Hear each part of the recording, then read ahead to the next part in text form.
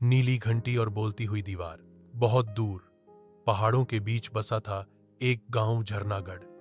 गांव के बीचों बीच खड़ी थी एक पुरानी लेकिन शानदार इमारत, नीली हवेली, क्योंकि उसके ऊपर थी एक नीली घंटी जो सालों से कभी नहीं बजी थी। बच्चे कहते थे अगर वो घंटी कभी बज जाए तो हवेली की दीवारें बोलने लगती हैं, लेकिन किसी को यकीन नहीं था। एक दिन 6 साल का छोटा सा बच्चा पन्नू अपनी नानी के साथ गांव आया। पन्नू बहुत जिज्ञासु था। वो हर चीज को छूकर, सूंघकर, सुनकर जानना चाहता था। जब उसने पहली बार नीली हवेली देखी तो पूछ बैठा, नानी, क्या वो दीवारें वाकई बोलती हैं? नानी मुस्कुराकर बोली, दीवारें सब कुछ देखती हैं, बोलती भी हैं, बस सही बच्चा चाहिए जो सुन सके। उसी रात पन्नू चुपके से हवेली में गया।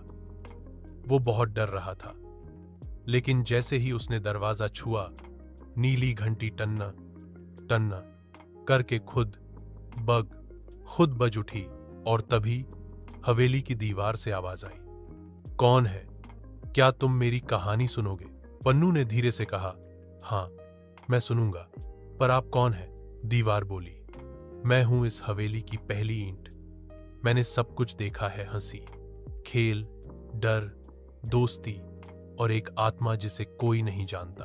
अब हर रात दीवारें पन्नू को कहानियां सुनाती, एक आत्मा जो पतंग उड़ाते उड़ाते आसमान में गुम हो गया, एक छोटी सी बिल्ली जो दीवार में समा गई, एक दादी जो कहानियां सुनाते सुनाते खुद कहानी बन गई, एक दरवाजा जो कभी खुला ही नहीं और अब भी इंतजार करता है। पन्नू डरता नहीं था।